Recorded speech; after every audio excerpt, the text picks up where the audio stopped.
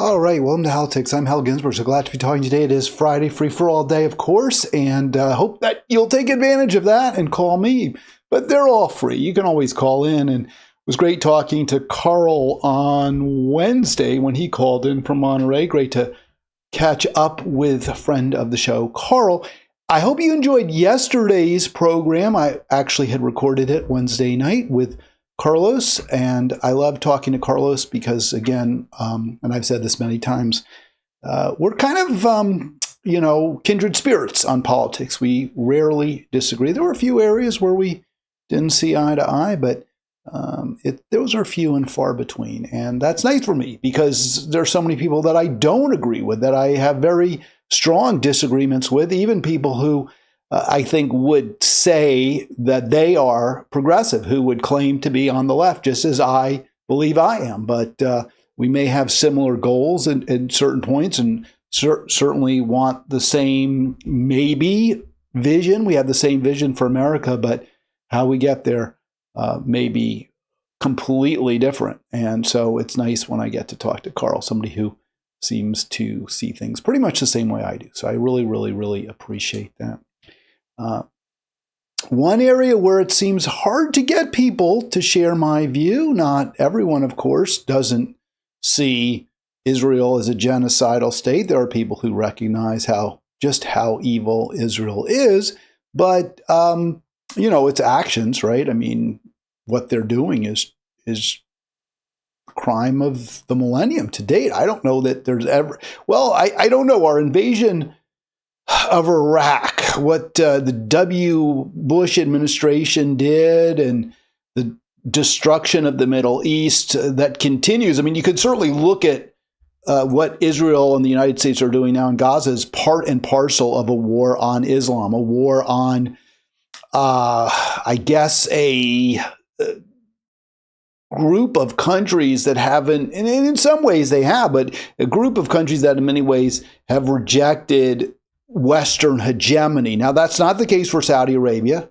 and Saudi Arabia is not a country that we're at war with. I mean, we've actually gone to war with Saudi Arabia, taking on the quote, the Houthis in Yemen and supporting the Saudi genocide against the Yemeni. So this is all part of that, right? I mean, this is all part of, we've got to have our markets. We want control of the resources that are so valuable under the sands in the Middle East. And, Israel's the aircraft carrier there, as RFK Jr. put it. And while there aren't that many resources in Gaza in terms of oil, petroleum, as far as I understand, it's not an oil-rich region.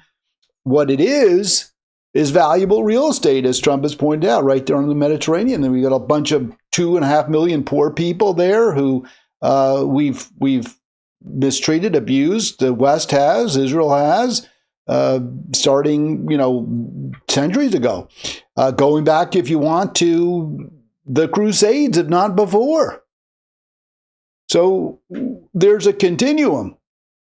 But at the same time, what Israel has done with the full support of the United States since October 7, 2023, takes it to a harsher, crueler, even more extreme crime level, right? It's an add-on. It's you say, okay, well, they committed murder for many, many years, but now we're adding cruelty and depravity to the crime, and that's what we're seeing.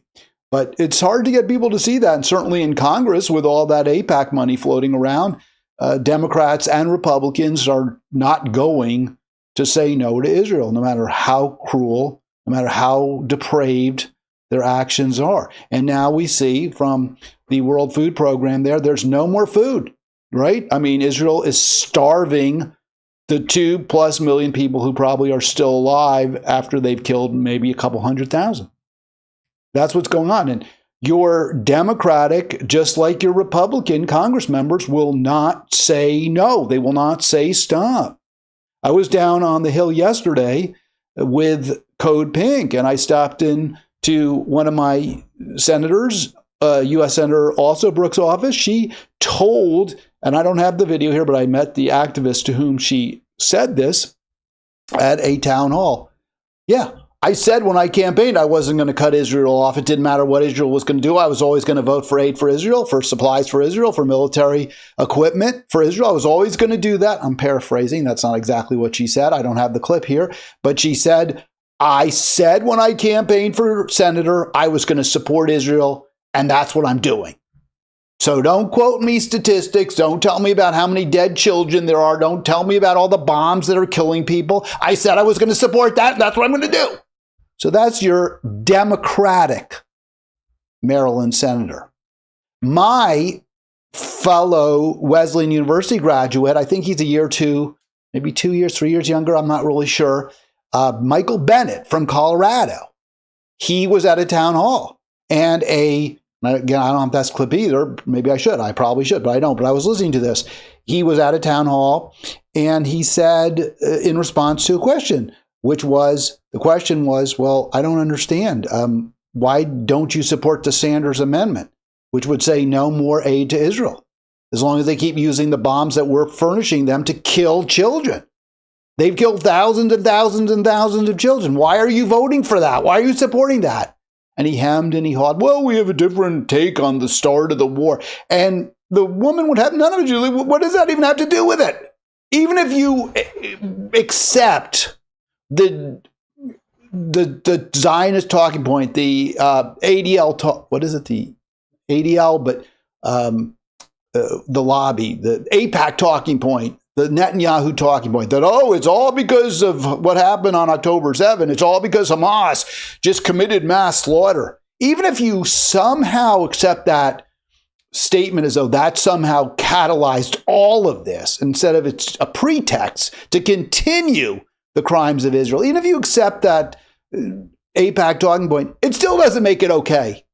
It's still totally unacceptable what Israel is doing. And I made that point to Ben, and I said, hey, we went to Wesleyan. We're alma mater together. We have the same alma mater. We learned about the importance, the value of every human life, how you can't use collective guilt, so-called, the actions of a few. You can't attribute those to everybody and just say, okay, well, these bad people did this, so we get to kill everybody. That's not right. You know that's not right.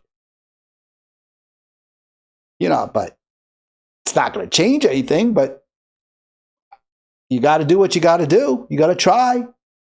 So Israel's starving now, the people of Gaza. We have this report from Reuters. Again, sometimes the numbers are a little bit, they're different from different sources. Anadolu Ajansi gave me 84 dead in the past 24 hours, whereas Reuters says 78 dead at Israel's, hands. And I'm sure the reason for the difference in number, the differentials are using slightly different 24-hour periods, which makes it a little tough. I wish they would just use honestly, I think the best practice would be when you're reporting 20 deaths over the past 24 hours, the best practice is just to say, Thursday, right? Thursday using the time, Gaza City time.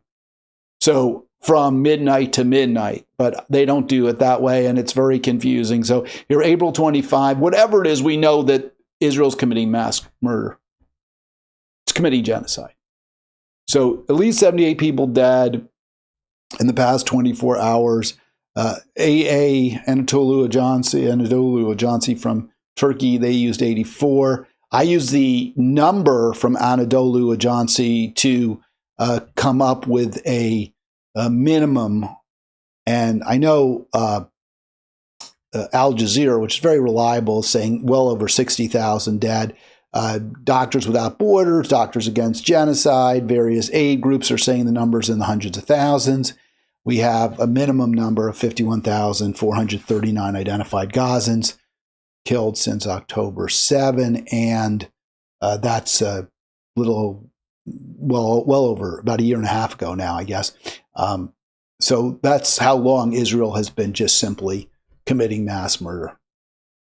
18 months, full support of the U.S. government, except for a brief period when Trump, for whatever reason, and I'm the only person who, look, what's his name? Maher. We may talk about Bill Maher, really what a low rent guy he is. He's really pretty much of the lowest low life there is. But, he said, well, I was at dinner with Trump and he laughed and he this and he that. So he kind of gave Trump some humanity, and he's getting a lot of harsh backlash for that. And I think he well deserves it, not so much for what he said about Trump in particular, but just because it shows what a hypocrite, what a phony, what a, somebody who just blows with the wind Bill Maher is.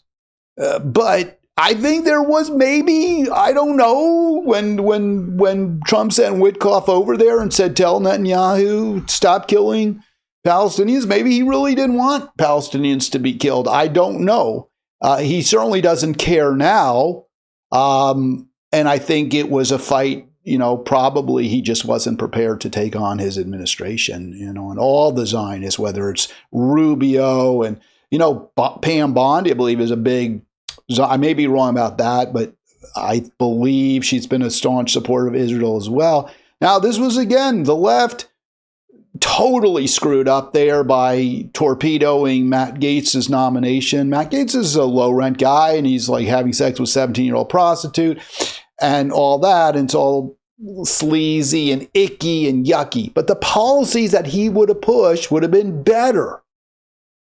And you see this, the Democrats always getting it wrong completely. They all voted against, every last one of them voted against Tulsi.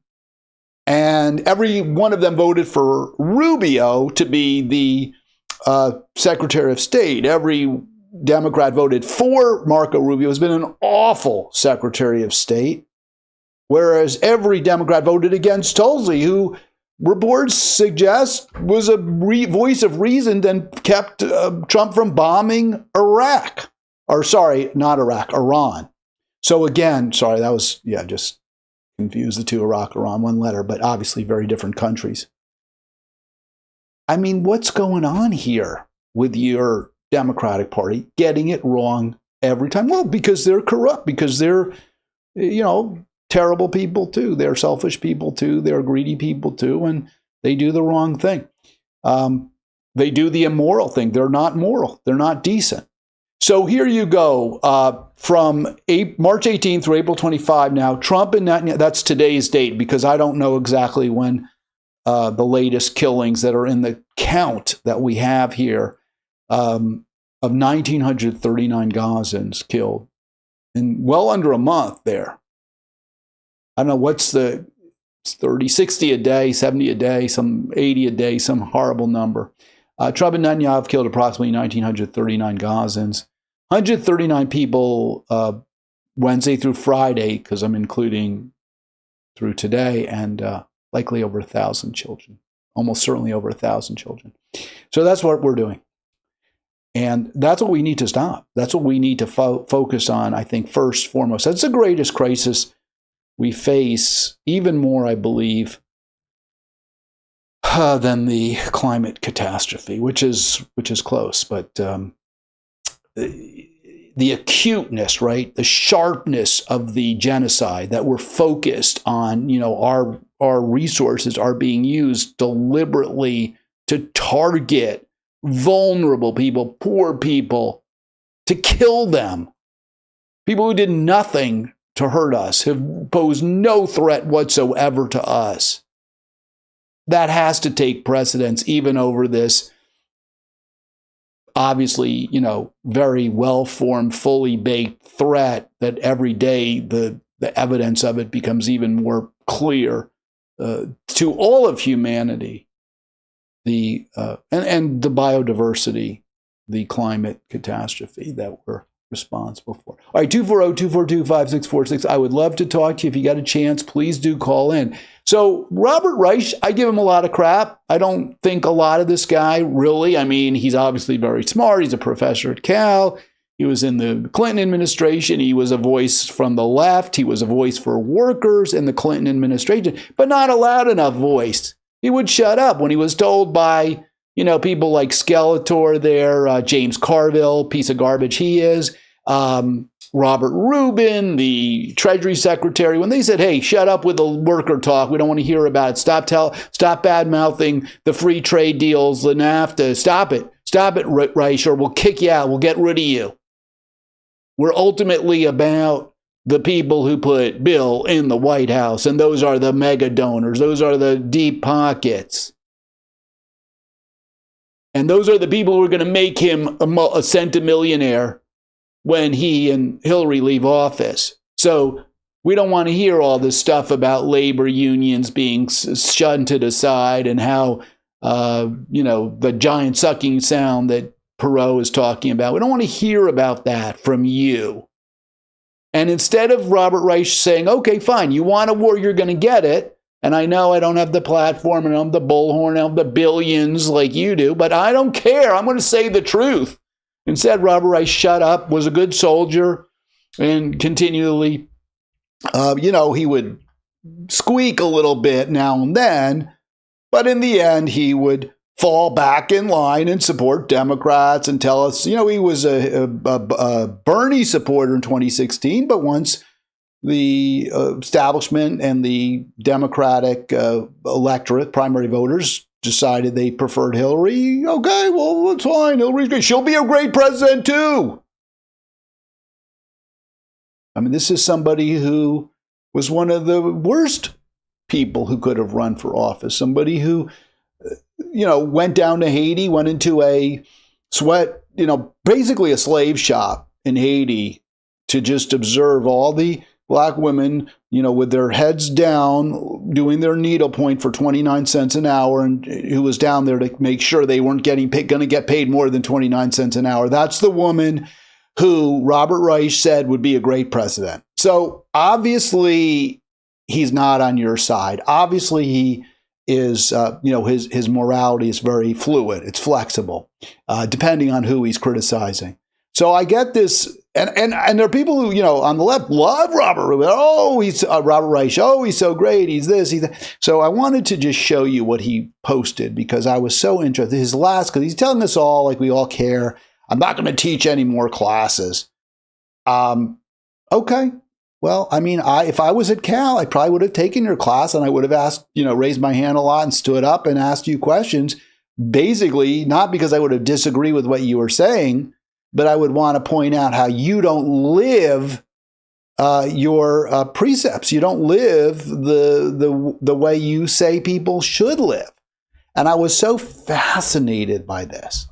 So what Reich says, and I agree with a lot of this, what he writes, I agree with. Teaching is about getting students to re-examine whatever assumptions they carry into the classroom. I don't totally agree with that. I mean, no, teaching is about a lot more. For example, if you take a chemistry class, you may not have a lot of assumptions about the periodic table. You don't need to re-examine what you think of hydrogen versus helium. That's not part of chemistry. It's just teaching you what the elements are, what their, periodic table, where they are on the periodic table, how they interact with each other, how their molecular structures cause them to have various properties. That's what chemistry is. It's not about re-examining assumptions. But okay, I'm good with it. I think we should re-examine our assumptions all the time. And I agree with Reich, we should learn from one another, even when we disagree on issues. I totally, but my question to you is, okay, who have you learned from when you disagreed with them? Have you talked to, say, I don't know, some MAGA voters? Have you figured out, why they don't agree with you on this issue or that issue? Have you learned anything from them? Because it's really nice to declare these grandiose theories. Oh, well, teaching and learning is when we disagree. We learn from. Well, what have you learned from people you don't agree with?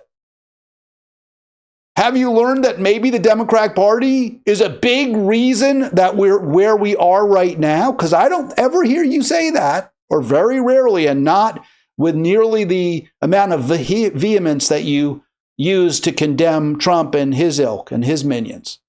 So you also make a request I make of my students is to find people who disagree with them and talk through their disagreements. I want to hear you do that. Go on a podcast. Well, I mean, I would say with me, but I know you won't. But hey, go on with somebody who's really a real progressive, who's far to the left, who's willing to condemn the Democratic Party. And will you listen? I mean, I know you go on Tom Hartman. That's not that's somebody who, is you, basically. You're talking to yourself.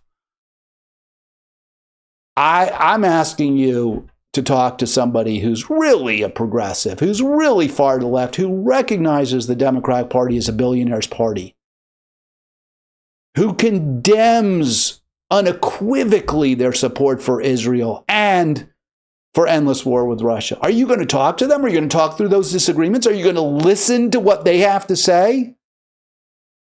Because that's what I'm waiting for. And then you say you've given students the humility they need to do this. Right. It does take some humility to say, okay, I'm going to talk to people who maybe have a different worldview, and I'm going to listen to what they have to say and maybe learn from them. It does take a little bit of humility. Do you have that? Where have you shown that?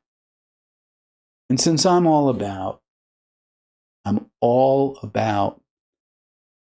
self-examination, right? Self-awareness. I get people say, well, how? I've never heard anyone who's more confident and cocky and sure he's right than you are. When are you ever? So I want to give you a good example involving Robert Reich, where I'm going to re-examine myself. And I don't really re-examine, but I got this wrong, and I've been making this point for a little bit, and I want to I want to do not exactly a mea culpa, but what I'm talking about, where you look. You say, this is what I want. Is this going to help me get there? So Robert Reich, because we're talking about Reich, and he's saying, hey, you got to be humble, and you got to be willing to re-examine your assumptions, and you got to learn from other people. So Robert Reich posts here how great it is that Tesla's quarterly profits are down and 71%, and all these people are loving it, and whatever. As Elon complains about government waste, Tesla would have reportedly posted a Q1 loss this year if not for EV credits established under Biden. So he's saying, oh, that's the waste, as we helped Tesla at all. We shouldn't be giving these credits, apparently, or whatever. It's how good it is that we see this on the left all the time. We're really having an impact. We're really hurting Musk. So my response to this whole war on Musk and war on Tesla is, hey, and you can see it right there, the Petroleum Institute offers a hearty thank you, right? Because it's an all-electric car, and you don't buy gasoline to drive that thing. So who's really helped, I'm saying, by this Tesla boycott? The fossil fuel companies, the people destroying our planet, who profit from burning up our mother. Thank you so much for boycotting Musk. We're really showing him. That's their attitude, right? But, and I kind of stand by that. But, because my basic theory, my assumption here is we do what's best for people, for the biosphere, for biodiversity. And one of the things we need to do is stop burning fossil fuels. And one thing that Teslas do is they don't burn fossil fuels, or they do. I mean, if the electricity that you power them with comes from a coal or gas or oil fired generator, then that's bad. Then that's fossil, but they still burn less. I mean, it's like 120 miles on a gallon. Let's say it's a gallon of, what the equivalent of a gallon of oil in terms of petroleum, right? A gallon of gasoline, the emissions of a gallon of gasoline when you buy your electricity that's powered from a coal or fossil fuel power plant, basically you're getting 120 miles. You go 120 miles with the same amount of emissions that you would get a gallon of gasoline. But it doesn't have to be, right? It doesn't have to be fossil fuels, because we get electricity now from wind and from sun and from all these other sources, hydroelectric. So clearly the EV is better. Clearly it's not perfect. It's less bad. It's clearly less bad. than a gasoline-powered car or a hybrid car. It's clearly better. And that's, the way I look at it. But I realize, even as I'm saying this, I mean, not to you, but I realized as I was posting the Petroleum Institute thanks you, that my argument that boycotting Tesla is actually cutting our own throat, destroying our own planet. I realized that argument only, and I knew it when I made it. I mean, I wasn't, I'm not, I get it. That argument only works to the extent that people who don't buy a Tesla buy at least a hybrid, if not a gas-powered car, right? Because if you don't buy the Tesla, but you do buy, I don't know, like I guess, is it the I series or the BMW E, or I don't even know. There's all these other cars, Genesis, that are electric. So if you substitute an electric vehicle for a Tesla, well, that's not really so bad. It doesn't really help the Petroleum Institute. And I knew that, but I didn't want to miss my bon mot of going after people I think are being somewhat self-righteous and demanding a boycott of Tesla. But the reality is, I'm kind of wrong. I mean, my assumption was wrong. It appears that people who aren't buying Teslas are buying instead. If they were going to buy a Tesla, they're not. They're substituting for it another brand of EV. A lot of GMs, a lot of Fords now are EVs. I don't know if Stellantis is EV, but yeah, see Ford, GM, and others, right? So you can boycott Tesla and you're not necessarily hurting the environment in particular if you buy another EV. Now, I'm not totally going to give up my argument. I want to explain why I gave it, but I'm trying to be humble here and say, yeah, I get it. You want to go after Musk.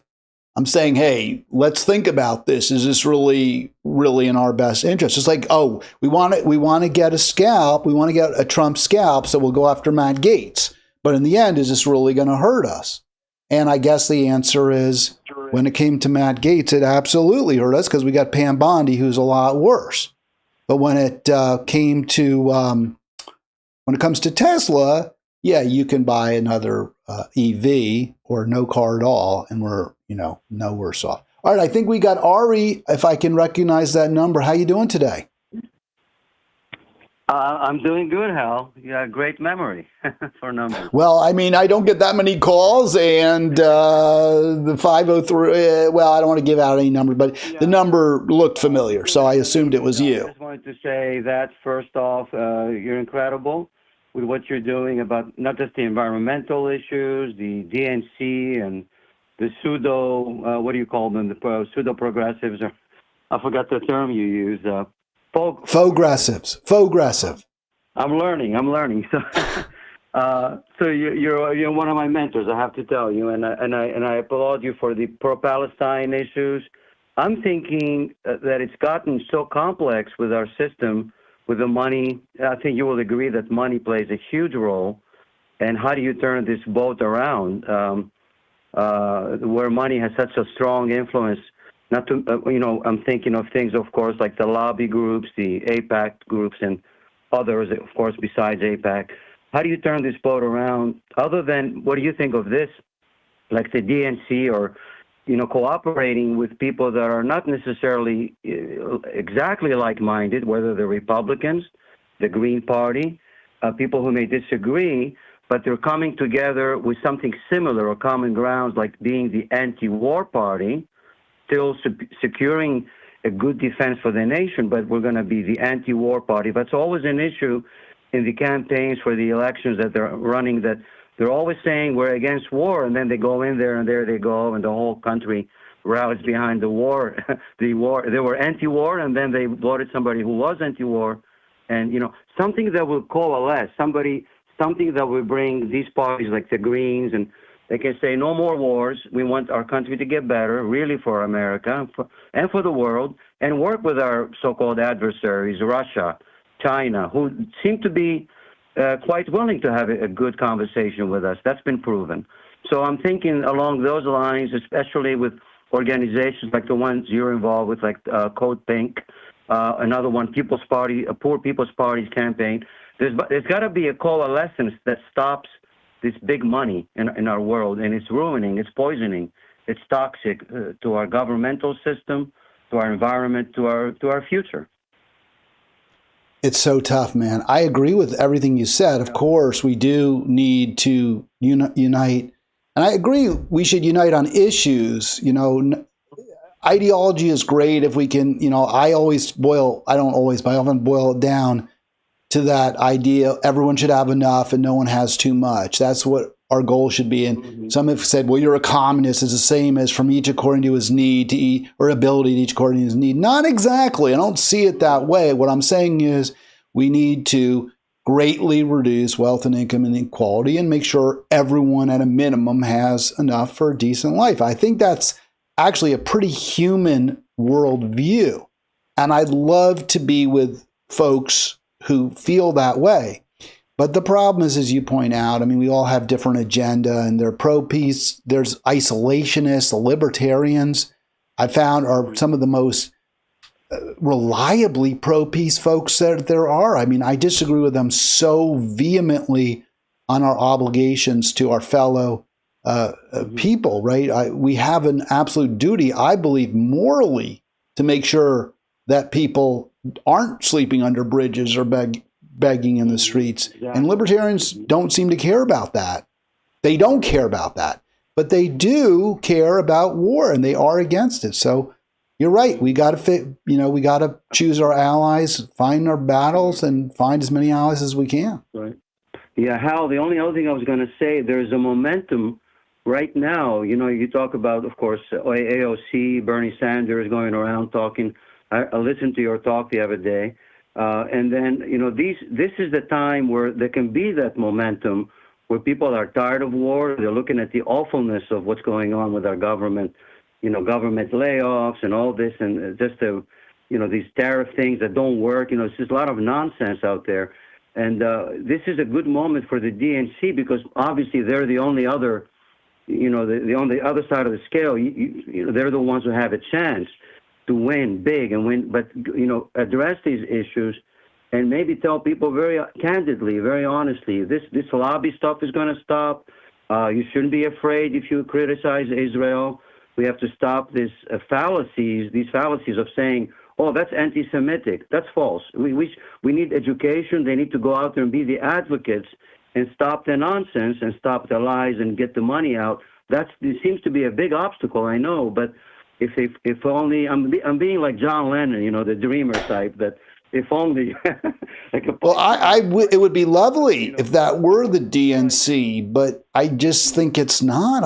That's why RA talks so much about the importance of embracing Green Party candidates. I have pretty strong disagreements with the Green Party platform in certain areas, but you know, I don't think of them as, they're not corrupt. They're not taking billionaire money. So we can have a conversation with them. And in the areas where I disagree with them, they're not as profound. They're not as profound as the idea that both Democrats and Republicans have, which is that we have to keep providing Israel with weapons. Mm-hmm. The Green Party doesn't have that view. That's a really, really bad view. I don't agree with the Green Party on reparations and trans issues as much. I'm not as, they would say, pro-trans. I don't view them as necessarily as pro-trans as they think they are, but I don't agree with them on some of those issues, but those issues aren't nearly as important to me as that we stop funding war. Those issues aren't as important to me as that we stop buying and relying on fossil fuels. Exactly. I'm with you 100%. And that's why I'm listening to your show, because, you know, that's the kind of voice we need out there. I hope you get your voice louder, and I don't know. Why isn't it? What's the deal? What am I doing wrong here, Ari? Is it just, I mean, you're the wrong person to ask because you're such a great fan and you like what I'm doing. So obviously you're thinking everyone should embrace Hal. But I mean, do you have any thoughts? Is it just marketing? People don't know who I am. I've got to get my name out there. Or is there production issues? Or what do you think is... Carlos thinks, let me just one more point before I hear, and I'll shut up. I definitely will shut up. But when I talked to Carlos yesterday, I mean, he thinks a lot of it is YouTube. He says, hey, the algorithm just will not promote your show because your views are not those of Google. Mm-hmm. And Hal, let me ask you, do you use hashtags for your show? Hashtags do help, I think. I do to a degree. Yeah, I do. Okay. Well, it's good chatting with you. You're amazing, and I'll keep listening whenever possible. Well, it's great. You're such a great listener. God bless you. Thanks so much, Ari. Well, how nice to hear from him, and I really couldn't appreciate him and everyone else more. It's beyond, flattering, right? I mean, I guess is the word, and I'm surely undeserved, but thank you again for that. So yeah, I mean, the EV sales are going up in toto, even though Teslas are, I don't know, I guess they are dropping a little bit. Certainly their market share is dropping. So yeah, if you don't want to buy a Tesla, I'm not going to say there's something wrong with the boycott Tesla movement. I'm wrong about that, or at least the basis for my objection, I think, is mistaken. Now, that said, the basis for my objection is, hey, we should not boycott electric cars because we need to move away from gas guzzlers. But to take it to the next step, we can move away from gas guzzlers. We can embrace electric vehicles, but not buy Teslas, right? So I kind of ignored that step. That said, I do have some personal take too, which should not matter to you in the least, right? That's not your problem. I may have a problem with the boycott Tesla movement because I have Teslas. I don't want people guilting me or shaming me into trying to sell my cars or get rid of them. I really like my cars. I'm happy with my cars. I don't want to give them up, and I'm not going to give them up. But I understand, the rationale, right? Hey, Elon's a bad guy. We don't want to give him money. Right. Understood. But think of it this way too. This guy's the richest man in the world. What you might succeed in doing is drop him to number 2. So, woohoo, now the richest guy in the world is Jeff Bezos. Is that really any better?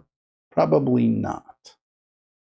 I wanted to respond to one of the very frequent posters at Halitics that I've had issues with, and not so much politics, a little bit. They're definitely a staunch Democrat. Obviously, that's not me. I'm much more critical.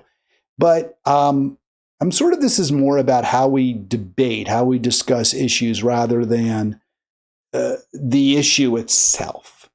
But this post here was, hey, look how great California is. We just overtook Japan to become world's 4th largest economy. But tariffs pose threat, LA Times. So there's Gavin, right? Slick Gavin with his hair and all that. And it's a very snark comment, right? I'm sure this administration will find a way to destroy it all, though. And I say it's snarky because is this something we should be so happy? If you're, and I think myself, I'm a former Californian, former Coloradan. Really, are we going to be that happy that we're 4th largest economy? Is that really something to celebrate? The economy of Great Britain and Spain became enormous once the transatlantic explorations began, and then the trade in spices, in gold, in slaves. That grew those economies tremendously. Should they be proud of it?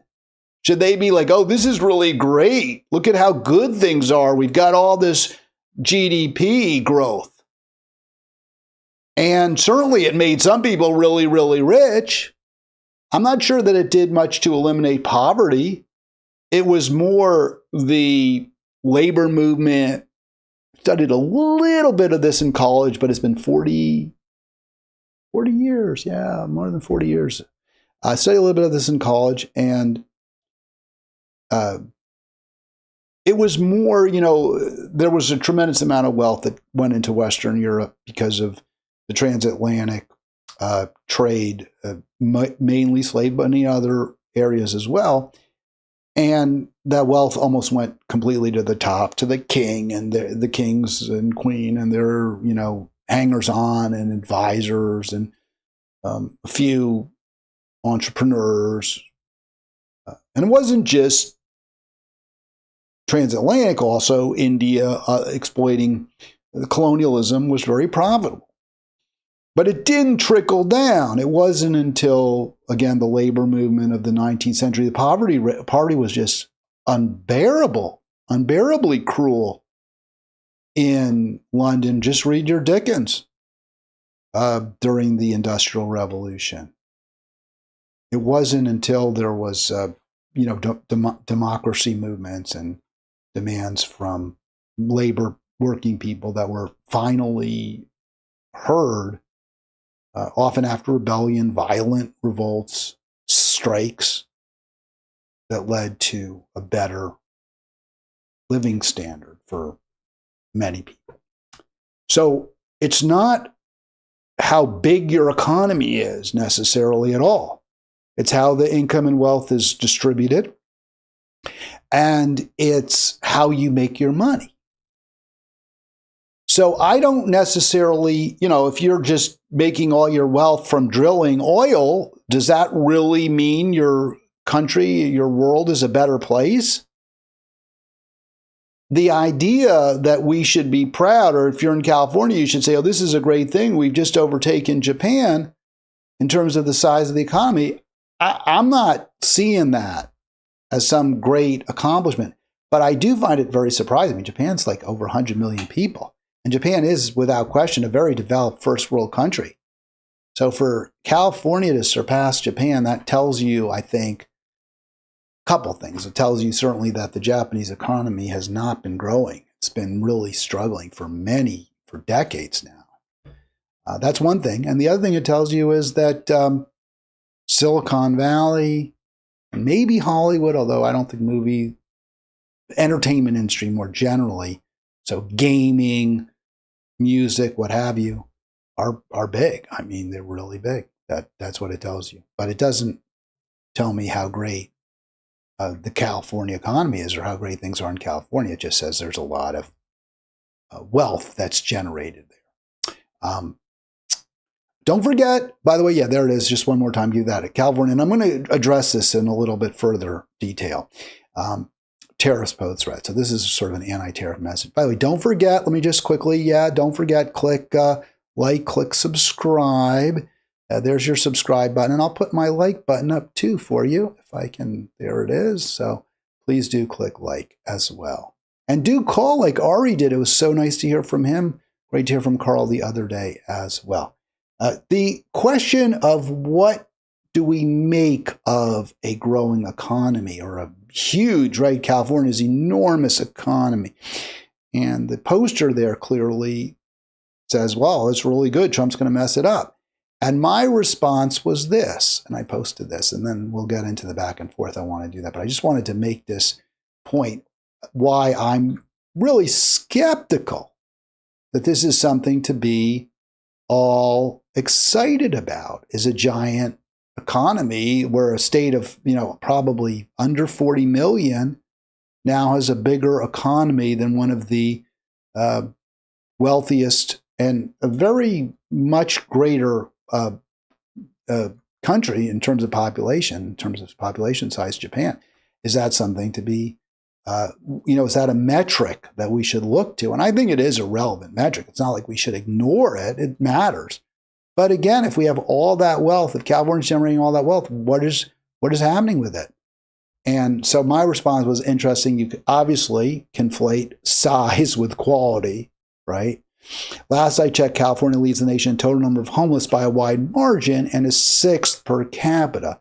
Isn't that a more important metric than whether the economy is bigger than Japan's? And I believe in Japan there are no Very, very, very few homeless people, or certainly very few people living in the streets. And I don't know quite how they do that. And if they have, state housing, they certainly have a kind of a full employment policy there. But to me, that's like a more important question. Don't start telling me about how great the economy. It's like when people say, "Oh, look at how the stock market did so well under Joe Biden, and it's now cratering under Trump." And my answer to that is, well, how has the growing stock market impacted on the quality of life for Americans? Has it made things better? Has it reduced the number of homeless people? Has it reduced need? Has it led to, say, more leisure time? Are people happier? Do they feel more fulfilled? I don't think so. So yeah, the stock market's up. Who's really benefiting from that? Those are the questions I want liberals to ask. I want progressives to ask. Not, oh, look, Trump's tariffs caused the market to drop. Well, you got to explore that. You got to look into it. I wanted to really get into this homeless a little bit more because it reflects a failure of society, a massive failure, that we have people, so many people who don't have a home. This is an extraordinary failure. And I want progressives. People say, well, why do you single out progressives? In fact, that's what the guy who I responded to, they asked me, and I'll respond, but because I guess my view is, if you're a liberal, if you call yourself a liberal, if you call yourself a progressive, it's in part because you think every human being deserves to have dignity. Every human being deserves to have a decent quality of life, enough to eat, peace, security, culture. That's what liberalism is, right? Isn't that what that means? At least in this country? I always thought that. So if you vote for Bill Clinton, if you voted for Barack Obama, I would have thought part of the reason you did that is because your mindset is, hey, they'll help make things a little better, a little fairer. They'll work to make sure everyone has health care. Maybe they won't be able to accomplish it, but they'll try. They both said they would. That was a big part of their platforms, both Clinton and Obama, was health care. And that they didn't make things better. They really, there were certain advantages. There's certain things about Obamacare that are better than no Obamacare, but some ways it's worse. There's no comprehensive healthcare reform that led us to a place where we all have it. So I talk to progressive liberals because it seems to me there's such a profound disconnect between what the people that you support, you vote for, say they're going to do, and what you say you want, and what they deliver. That's why we need to go in a different direction. But I want to just, so homelessness is like a canary in the coal mine. If we as a state, or if we as a society can't make sure everyone has a safe place to sleep every night, we're failing.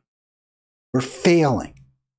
And by total number, California has the highest. Now, that said, California is the biggest state as well by population, by a sizable margin. So it's hard for me to necessarily look at that chart and say California is the worst. And that's why I've been said it's sixth worst per capita.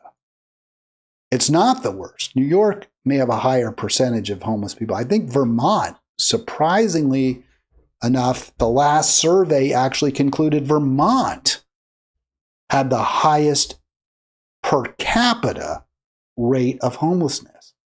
But I wanted to look a little deeper into that because even though New York, Massachusetts, Vermont have very high rates of homelessness, I think all of them, or at least the first, all three of them, no, yeah, they do. Their per capita homeless rate is higher than California. California is 6. In Vermont, at least, and Massachusetts too, and New York, virtually all of the homeless people have a place to sleep. It's not their own place. They may be sleeping on a friend's couch. They may describe themselves as homeless because they had to move back into their parents, but they're really not one. Maybe they're sleeping in a mobile home that they don't own and they're not paying rent. So there are a lot of factors, but being homeless doesn't necessarily mean unsheltered. Like when I lived in Monterey, unsheltered people are the people sleeping by the beach in tents. That's not a shelter. Tent's not a shelter. People sleeping on park benches. That's the most acute form. So you can see from this report here, let me see if I can make it just a little bigger. Unsheltered is the most serious form of homelessness. And the highest rate of unsheltered homeless people is California. You can see that there. 66% of the homeless in California, which has the highest rate of highest number of homeless people. 66%, 2/3 of the California. This is, I believe, 24. It says 24. Yeah, 2/3 of that number in California are living in the streets or in a park, in a tent, on the beach. Whereas New York, Massachusetts, Vermont, they have shelter. There's an argument, well, those are cold states. There's plenty of parts of California that are cold and also brutally hot. But yeah, that's part of it, right? You might migrate if you possibly can to California. But the fact is, this Democratic state just simply doesn't take care of its neediest. The fact of the matter is, this so-called progressive state doesn't make sure that people have the basic minimum, which is a roof over their head. So go ahead, tell me that the state's economy is bigger than Japan's. That's fine. But don't tell me how great it is or how Trump's going to mess it up like it's all so good. It's not so good. The fact that there's a lot of wealth being generated, and yet the state has the highest number, and I believe it is the highest rate of, I really tried to pin this down, but I'm pretty sure, but I'm not certain about this. The state also has the highest rate of unsheltered homeless per capita.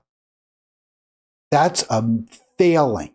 That's not something to be proud of. That's something to brag about. That's something to be totally, that needs to be addressed, needs to be taken on.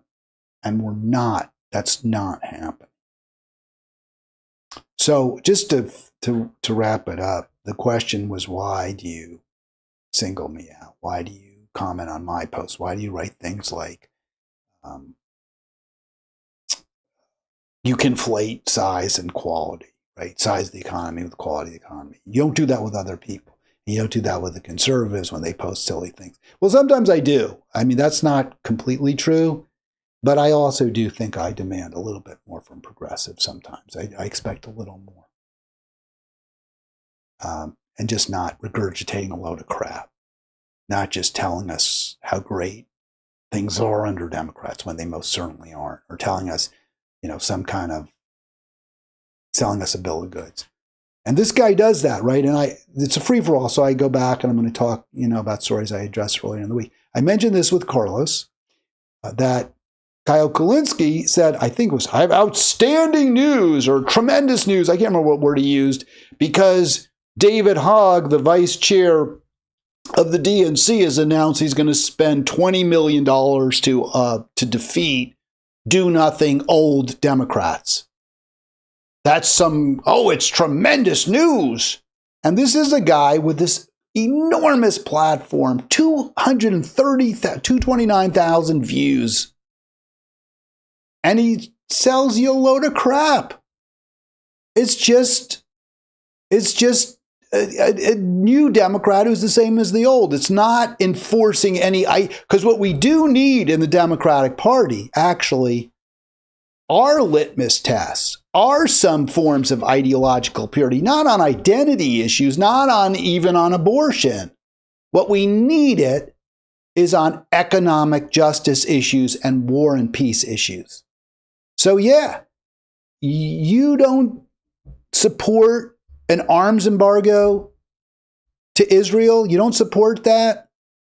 Well, we're going to primary you. You don't support Medicare for all.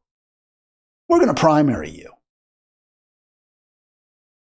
You don't support well thought out tariffs to protect American working people and bring back jobs that have been offshored. You don't support those.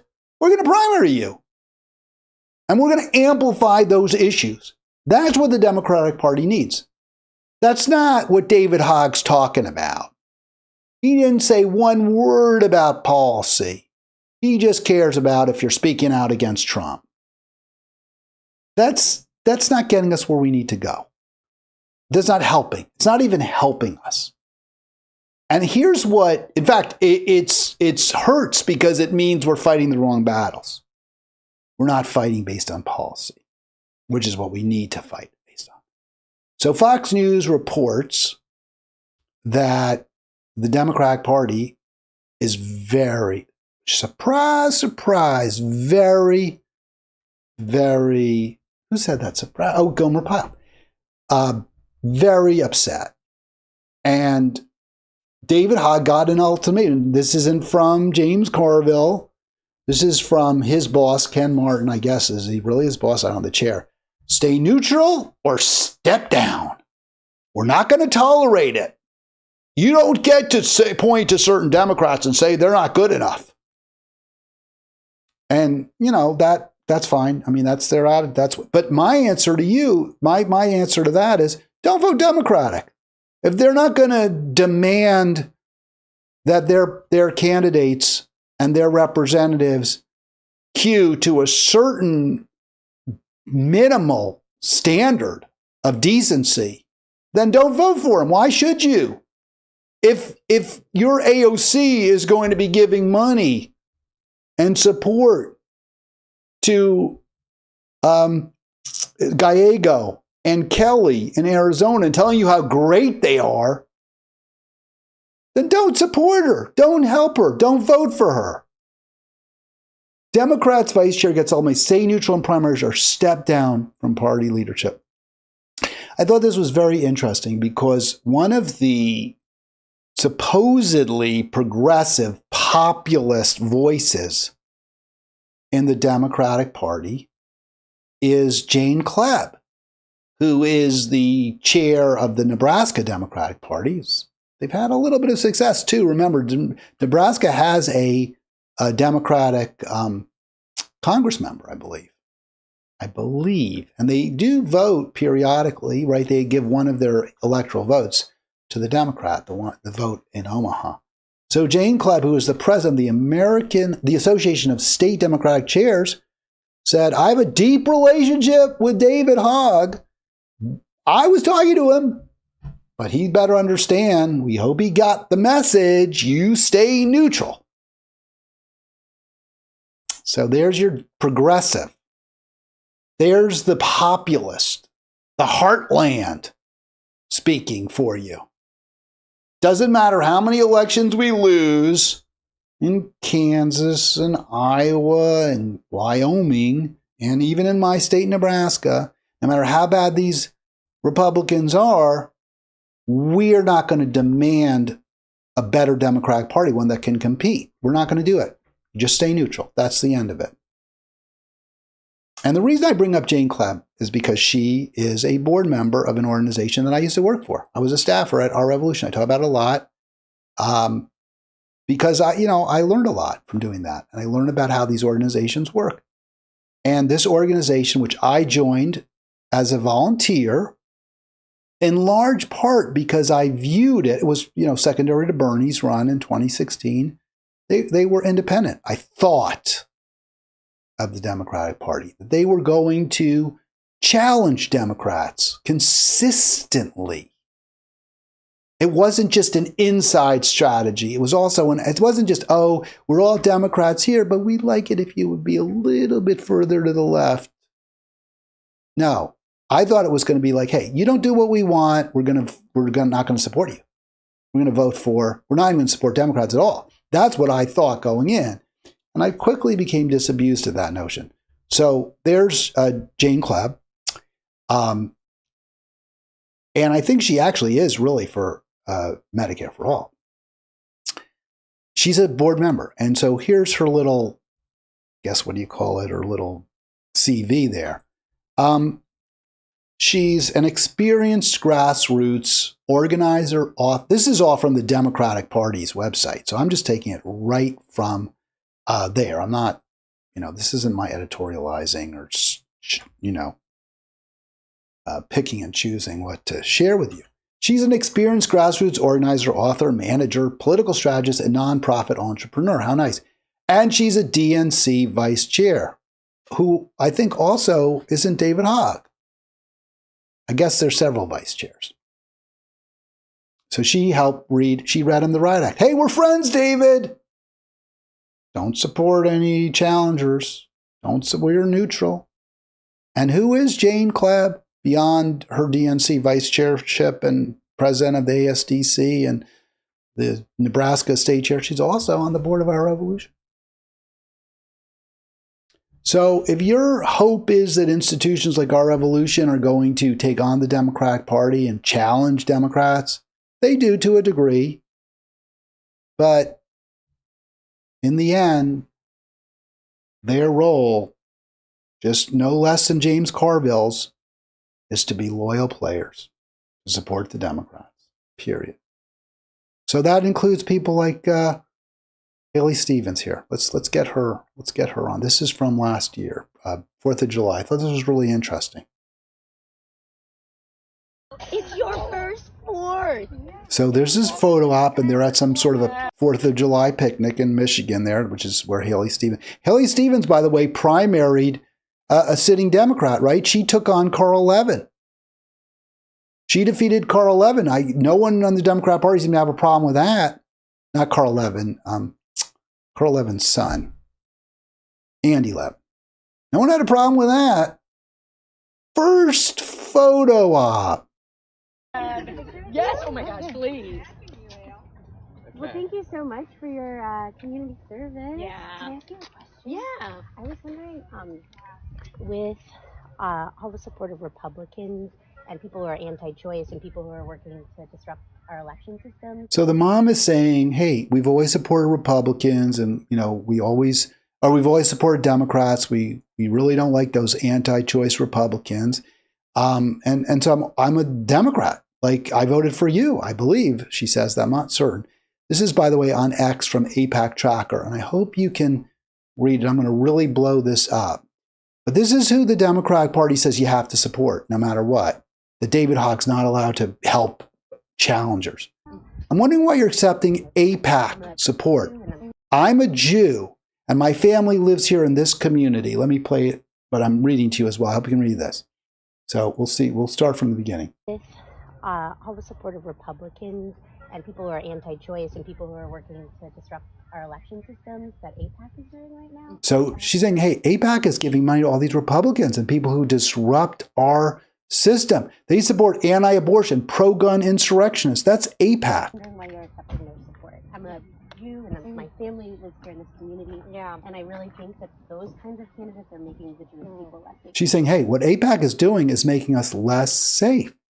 That's what her constituent is saying to Haley Stevens. I'm wondering why you're accepting their Well, thank you so much for coming. Why are you taking their money? Why'd you accept their endorsement? These are people who are making me and you less safe. I don't know if Haley Stevens is Jewish, making us less safe. Jewish people are less safe because of APAC. Why are you taking their endorsement, Haley Stevens? So what does she say? I'm wondering why you're accepting their Well, thank you so much for coming and bringing your kiddo. Oh, isn't that so nice? Thank you so much for coming and bringing your kid out. Doesn't answer the question. Nice to meet with you. It's nice to meet you too, but Yeah. I'm just wondering, I want to make Yeah. life and this country a safe place Yeah. for him to grow up in. I'm Yeah. wondering why you would want to accept their Yeah. endorsement and I $800,000 in Yeah. You got $800,000 in ads, apparently, to defeat Andy Levin, right? So why'd you take that? These are bad people. ads this year. Yeah. Guys, I have received. How many endorsements have I received? this election? A lot. I think I've got a lot A of lot. local labor and A lot of Yeah, local labor, yeah. you are a great representative, and we really appreciate. She just you walks for away. this. She doesn't want to hear it. She's not going to respond. And what that tells you, and I know what Robert Reich said, is, hey, we got to listen to each other and learn from each other and hear each other out. Pelosi don't want to hear. She don't want to hear that. That Democratic Congresswoman, she don't want to hear that. That's their attitude. Why would you vote for him? Why would you support him? What are you getting out of it? You're getting genocide. You're getting incredible injustice, economic injustice, poverty. And you're getting genocide, genocide, and you're getting environmental collapse.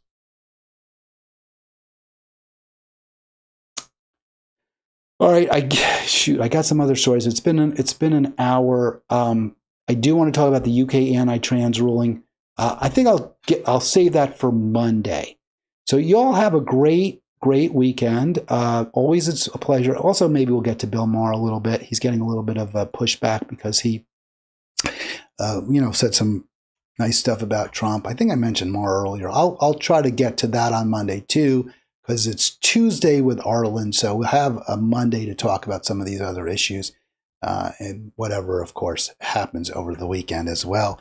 Thanks again to all who listen, who are part of Halitics. You have no idea how much I appreciate you.